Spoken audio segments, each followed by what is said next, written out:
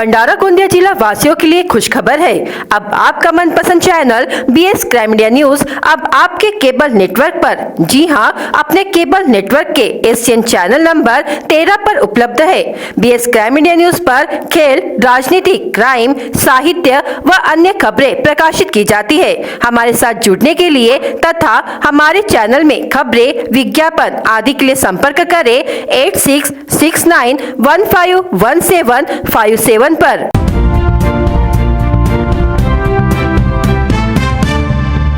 BTB को मिला नगर परिषद का नोटिस।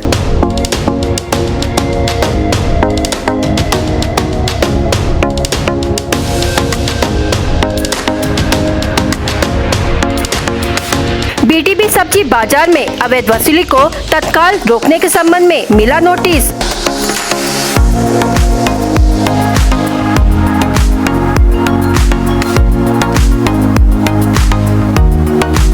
अब मिलेगा किसान और व्यापारियों को न्याय।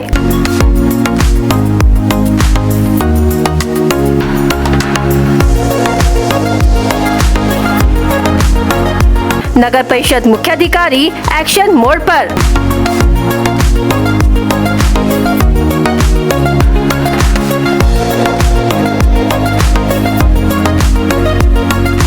अवैध वसूली नहीं रोकी तो होगी कार्रवाई।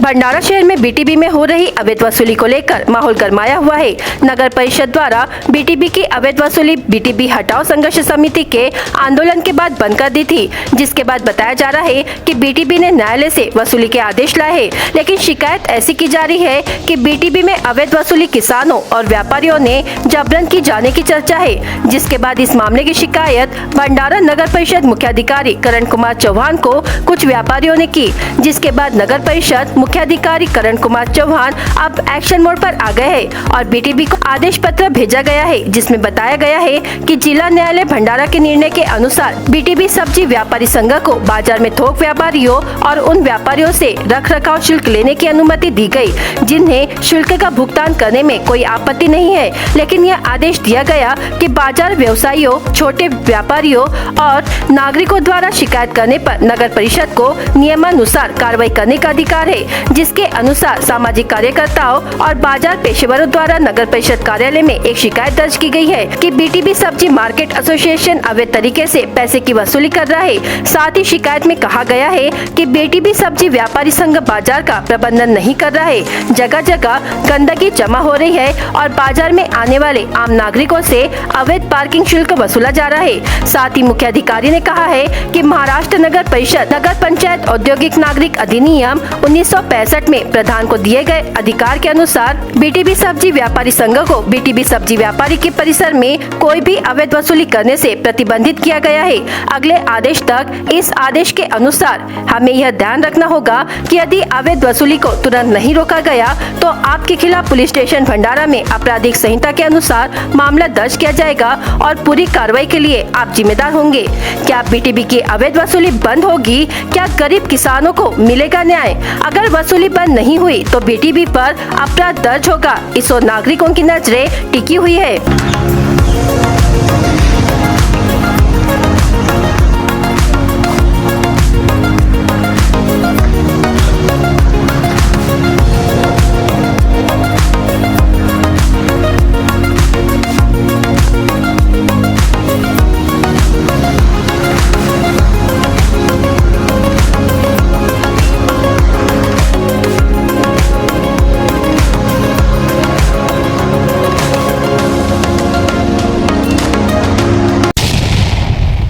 भंडारा शहर में शुरू विविध विकास कामों का नरेंद्र भोंडेकर ने जायजा लिया। इस समय नागरिकों को होने वाली समस्याएं समझते हुए भोंडेकर ने संबंधित विभाग के अधिकारी व ठेकेदार को आवश्यक आदेश दिए।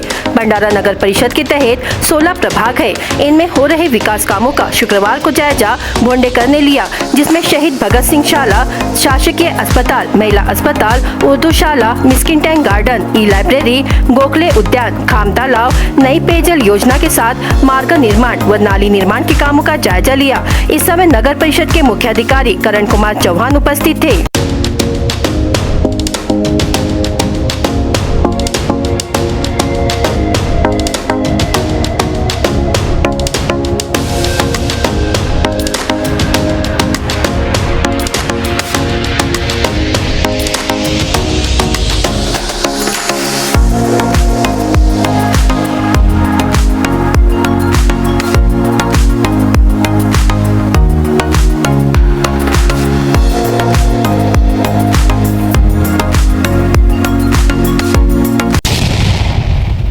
महाराष्ट्र में लोकसभा चुनाव में मिली हार के बाद महायुति सरकार में कला शुरू हो गई है। बीजेपी नेता मोहित कंबोज ने सीएम एकनाथ शिंदे को चेतावनी देते हुए कहा कि बीएमसी के एक अधिकारी की वजह से यह सरकार गिर सकती है। उन्होंने बीएमसी के एक अधिकारी पर सवाल खड़ा करते हुए कहा कि महानगर पालिका में भ्रष्टाचार के सारे रिकॉर्ड तोड़े जा रहे हैं। कंबोज ने कहा कि अगर इस अधिकारी पर लगाम नहीं लगाई गई तो महायुति सरकार संकट में आ जाएगी। उन्होंने सीएम शिंदे से इस मामले का संज्ञान लेते हुए तुरंत लगाम लगाने की अपील की है। मेघश्याम कुंडलिक भावे की संदिग्ध मृत्यु मामले में नया मोड़ आ गया है। इस मामले में पूछताछ के बाद पुलिस ने मृतक की पत्नी वैशाली भावे को गिरफ्तार किया था। अब पुलिस ने वैशाली के प्रेमी को भी गिरफ्तार कर लिया है। वैशाली और तेजेराव को पुलिस ने न्यायालय में पेश किया, जहां से उन्हें 18 जून तक पुलिस कस्टडी में रखने का आदेश सुनाया गया है। प्राप्त जानकारी के अनुसार मृतक की पत्नी वैशाली का प्रेम संबंध नांदेड़ जिले के बिलोली निवासी तेजेराव भुजंग गादगे उम्र 22 वर्ष के साथ पिछले 2 वर्षों से चल रहा था। तेजेराव गादगे यह कभी कभी वैशाली से मिलने ईसापुर आया करता था। वैशाली को अपने पति, ससुर और सास के साथ रहना मंजूर नहीं था। तेजेराव गादगे 11 जून की सुबह ईसापुर पहुंचा और रात को मकान के पीछे का दरवाजा खोलकर उसने घर में प्रवेश किया, जिसके बाद रात तकरीबन 12 बजे के आसपास दोनों ने मेघश्याम भावे का गला घोटकर उसे मौत के घाट उतार दिया। जिसके बाद आरोपी तेजेराव पुसद की ओर रवाना हो गया। अर्जुनी मोरगांव पुलिस ने इसकी जानकारी पुसद पुलिस को दी और तेजेराव को हिरासत में लिया। जिसके बाद पुलिस की टीम पुसद की ओर रवाना हुई और 12 घंटों के भीतर आरोपी को हिरासत में लिया। पुलिस ने दोनों ही आरोपियों के खिलाफ भादवी की धारा 302, 120(ब) के तहत मामला दर्ज किया है। दिनांक 12 जून 2024 रोजी अर्जुनी मोरगाव पोलीस स्टेशन येथे अशी माहिती मिळाली की मौजे इसापूर येथील इसम नामे मेघश्याम कुंडलिक भावे, ज्याचे वय 42 वर्षे होते, याचा आकस्मिक मृत्यू झालेला आहे। परंतु त्याच्या अंत्यविधीची तयारी सुरू असताना त्याच्या गळ्यावर कोणीतरी वस्तूने आवळल्याच्या खुणा दिसल्यामुळे घटनास्थळी पोलीस तात्काळ पोहोचले। पोलिसांना थोडा संशयास्पद मृत्यू वाटल्यामुळे पोलिसांनी तात्काळ जी डेड बॉडी होती ते सरकारी दवाखाना अर्जुनी मोरगाव येथे आणण्यात आले। त्यानुसार शवाचे शवविच्छेदन करण्यात आले। दरम्यानच्या काळामध्ये मैताची पत्नी वैशाली मेघश्याम भावे हिची विचारपूस केली असता तिने आपल्या मित्राच्या मदतीने आपल्या पतीचा दिनांक 11 जून 2024च्या रात्री गळा आवळून खून केल्याची कबुली दिलेली आहे। दरम्यानच्या काळामध्ये 12 जून 2024 रोजी फरार आरोपी जो होता, ज्याचे नाव तेजेराव भुजंग गादगे, हा राहणार बिलोली नांदेड येथील असून हा खून करून फरार झालेला असल्यामुळे त्याचा सायबर सेलच्या माध्यमातून मागोवा घेतला असता त्याला त्याचे लोकेशन पुसद येथील आढळल्याने पुसद पोलिसांच्या मदतीने त्याला ताब्यात घेण्यात आले व अर्जुनी मोरगाव पोलीस स्टेशन येथे आणण्यात आले। 12 जून रोजी आरोपींना अटक करण्यात आली असून दिनांक 13 जून रोजी माननीय न्यायालयासमक्ष दोन्ही आरोपींना हजर केले असता माननीय न्यायालयाने त्यांना 18 जून 2024 पर्यंत पोलीस कस्टडियल रिमांड देण्यात आलेली आहे।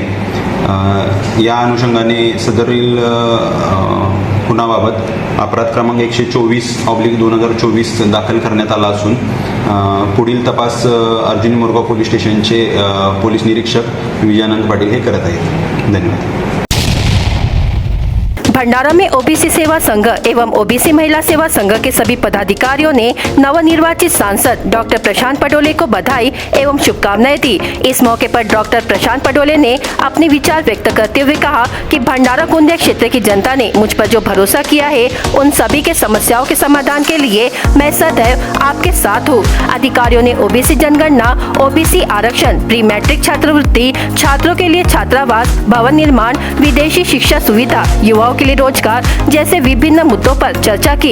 इस समय उन्होंने यह मांग भी व्यक्त की कि वे सांसद में अपने पहले ही भाषण में समाज के मुद्दों मुख्य रूप से जातिवाद जनगणना को उठाकर भंडारा गोंदिया का नाम रोशन करे। अध्यक्ष गोपाल सेलोकर के नेतृत्व में ओबीसी सेवा संघ के अधिकांश पदाधिकारी उपस्थित थे। मार्गदर्शक प्रभाकर वैरागड़े ने फूलों का गुलदस्ता देकर अभिनंदन किया। इस समय प्रदेश अध्यक्ष मंगला वारीभस में जिला ओबीसी महिला संघ अध्यक्ष ललिता देशमुख, महासचिव संजीव बोरकर, उपाध्यक्ष श्री कृष्ण पडोड़े, अरुण जगनाडे, प्राध्यापक विष्णु जगनाडे, भैयाजी लांबट सहित अन्य उपस्थित थे। राष्ट्रवादी कांग्रेस पार्टी के कार्यकारी अध्यक्ष एवं सांसद प्रफुल्ल पटेल 15 एवं 16 जून को भंडारा गोंदिया जिले के दौरे पर आ रहे हैं। पटेल शनिवार 15 जून को दोपहर 12 बजे भंडारा सर्किट हाउस में पार्टी पदाधिकारी एवं कार्यकर्ताओं से भेंट के लिए उपस्थित रहेंगे। उसी प्रकार रविवार 16 जून को सुबह 11 बजे से गोंदिया निवास स्थान में पार्टी पदाधिकारियों एवं कार्यकर्ताओं से चर्चा करेंगे। उत्तराखंड के बद्रीनाथ हाईवे पर बड़ा सड़क हादसा हो गया है, जहां यात्रियों से भरा एक टेम्पो ट्रैवलर वाहन अनियंत्रित होकर अलकनंदा नदी में जा गिरा। इस हादसे में करीब 8 से ज्यादा लोगों की मौत हो गई है, जबकि 15 लोग घायल बताए जा रहे हैं। घटना स्थल पर रेस्क्यू ऑपरेशन जारी है। लापता लोगों को तलाश करने की कोशिश की जा रही है। ये हादसा बद्रीनाथ हाईवे पर रेंतोली के पास हुआ, जहां यात्रियों से भरा टेम्पो ट्रैवलर अचानक नियंत्रण खो गया और नीचे लुढ़कते हुए अलकनंदा नदी में समा गया। घटना के बाद वहां अफरा तफरी मच गई। लोग मदद के लिए चीख पुकार करने लगे, जिसके बाद वहां बड़ी संख्या में लोग इकट्ठा हो गए। खबरों के मुताबिक ट्रेवलर में करीब 23 पर्यटक सवार थे। घटना की सूचना मिलते ही रेस्क्यू टीम को मौके पर रवाना कर दिया गया है। घटना स्थल पर रेस्क्यू ऑपरेशन किया जा रहा है। नदी का बहाव तेज होने की वजह से रेस्क्यू ऑपरेशन में दिक्कतों का सामना करना पड़ रहा है।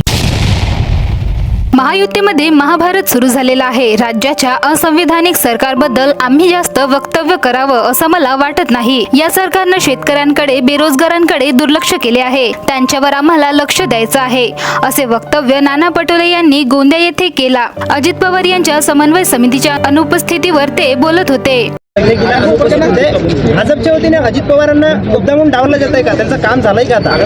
बघा, महायुतीमध्ये महाभारत सुरू झालेला आहे हे आपल्याला माहिती आहे। त्याच्यामुळे त्या राज्याच्या या असंविधानिक सरकारच्या बाबत आम्ही लोकांनी फार वक्तव्य करावं असं नाही, पण राज्याच्या सरकारने ज्या पद्धतीने शेतकऱ्यांकडे दुर्लक्ष केलेलं आहे, राज्याच्या सरकारने तरुणांना ज्या पद्धतीने लुटायला सुरुवात केलेली आहे, गरिबाच्या हातातलं काम हिसकून घेतलेलं आहे आणि महाराष्ट्राची वाताहत ज्या पद्धतीने सुरू आहे त्याच्यावर लक्ष करावं।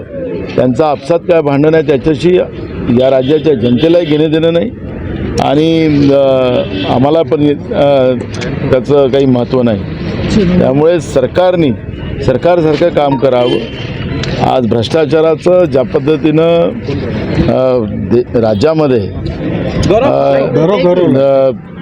भ्रष्टाचाराचं राज्य निर्माण करण्याचं काम या सरकारने केलेलं आहे, ते त्याला कसं आम्हाला थांबवता येईल त्याच्यावरचं आमचं काम चालू आहे। राष्ट्रवादी अजित पवार गटाचे प्रदेशाध्यक्ष सुनील तटकरे यांनी मला काँग्रेसची मतं या निवडणुकीत मिळाली असा खडखडजनक दावा केला आहे। यावर बोलताना नाना पटोले यांनी भाजपची मतं आम्हाला मिळाली असं म्हणायचं का, असा सवाल करत सुनील तटकरे यांना प्रत्युत्तर दिलं आहे। तर भाजपांनी हे भाजप प्रणित सरकार हे महाराष्ट्र विरोधी आहे, अशी ही टीका नाना पटोले यांनी केली। मात्र सुनील तटकरे यांनी म्हटलंय की काँग्रेसची मतं मला या निवडणुकीमध्ये मिळाली आहेत। काय सांगण्यात? कसं आहे, आम्हाला भाजपची मतं मिळाली असं म्हणायचं ना आम्ही, एकदा तो नाही निवडून आलं त्या भागामध्ये कोणाची मतं कोणाला भेटली, जिंकून आलं तर त्याचं फार काही करायचं नाही। आता पुढच्या भविष्यात अजून काय काय आहे तर त्याला आपण ठरवू, पण मूळ प्रश्न आहे की भाजप आणि भाजप प्रणित सरकार जे महाराष्ट्रातलं आहे हे महाराष्ट्राच्या विरोधी आहे आणि म्हणून महाराष्ट्राच्या विरोधी सरकारला सत्तेतून बाहेर काढणं हे आमचं सगळ्यांचं दायित्व आहे। महाविकास आघाडीच्या वतीने उद्या समन्वय समितीची बैठक आयोजित करण्यात आलेली आहे। या बैठकीत मी उपस्थित राहणार नाही, अशी माहिती काँग्रेस प्रदेशाध्यक्ष नाना पटोले यांनी दिली। मी सध्या माझ्या मतदारसंघामध्ये दौऱ्यावर आहे, त्याच्यामुळे त्या बैठकीला जाणार नाही। तर आमचे नेते बाळासाहेब थोरात आणि पृथ्वीराज चव्हाण हे जाणार असल्याची माहिती नाना पटोले यांनी दिली। राज्याच्या जनतेचं आभार मानायसाठी आम्ही उद्या सगळे एकत्रित येणार, म्हणजे ते आज वेळेवर हा प्रोग्राम तयार झाला. मी इकडे दौऱ्यावर आहे, त्यामुळे आमच्याकडून आमचे माजी मुख्यमंत्री ज्येष्ठ काँग्रेसचे नेते पृथ्वीराज चव्हाण साहेब आणि आमचे CLP नेते बाळासाहेब थोरात यांना सांगितलं की आपण तिथं उपस्थित राहू. अजित पवार यांच्या शिखर बँक घोटाळा प्रकरणी अण्णा हजारे यांनी आक्षेप घेतलं. यावर काँग्रेस प्रदेशाध्यक्ष नाना पटोले यांना विचारले असता आक्षेप घेतला पण आंदोलन केले नाही. जसं काँग्रेसच्या काळामध्ये अण्णा हजारे आंदोलन करत होते तसे आंदोलन करायला पाहिजे असे वक्तव्य त्यांनी केले. आता त्यांनी अजित पवारांचा जो शिखर बँकेचा घोटाळा आहे त्याच्यावर आक्षेप घेतलेला आहे. आक्षेप घेतला पण आंदोलन करत नाही ना अण्णाजी. अण्णांनी सांगा पहिले जसं काँग्रेसच्या काळात आंदोलन करायचं तसं अण्णाजींनी आंदोलन केलं पाहिजे. त्यांचा स्टंट म्हणाला हा. मी आता त्यांच्याबद्दल नाही, ते ज्येष्ठ आहेत, त्यांच्याबद्दलची प्रतिक्रिया तशी देता येणार नाही. राष्ट्रवादी नेते छगन भुजबळ हे ओबीसी ज्येष्ठ नेते असून सुद्धा त्यांना संधी मिळालेली नाही असे वक्तव्य केले. यावर नाना पटोले यांना विचारले असता नाना पटोले यांनी भाजपवर ताशेरे ओढत ओबीसी बद्दलचा राग भाजपला राहिलेला आहे. अनेक ओबीसींच्या नेत्याला भाजपने संपवलं आहे. छगन भुजबळ यांना जेलमध्ये टाकलं आणि परत त्यांना सोबत घेतलं आणि त्यांचा छळ केले असे नाना पटोले म्हणाले. ओबीसीच्या बद्दलचा राग भाजपला राहिलेला आहे. अनेक ओबीसीच्या नेत्यांना त्यांनी संपवलेलं आहे आणि आता योगायोगानं महाराष्ट्रामध्ये भाजप सरकार आहे. पुन्हा ज्या छगन भुजबळांना 2.5 वर्ष जेलमध्ये टाकलं, त्यांना पुन्हा आपल्यासोबत घेतलं, मंत्रिमंडळात घेतलं, पण त्यांचं छळ हा संपवला नाही असं चित्र आपण पाहतोय. BS क्राइम इंडिया न्यूज आपके सामने पेश कर रहा है भंडारा क्राइम वारदात. हर जुर्म से हम आपको कराएंगे अवगत. आपके अपने चैनल पर रोजाना शाम 7 बजे, तो देखना ना भूलिए क्राइम वारदात. 15 वर्षीय बालिका से अवैध संबंध बनाने वाले चंद्रपुर निवासी आरोपी ऋतिक फुलचंद वागरे उम्र 20 वर्ष पर सिहोरा पुलिस थाने में मामला दर्ज किया गया है. सार्वजनिक चौक में रात के समय चल रहे जुआ अड्डे पर पुलिस ने छापा मारा, जिसमें 6 आरोपियों को रंगे हाथ पकड़कर आरोपियों के पास से 2340 रुपए का माल जब्त किया गया.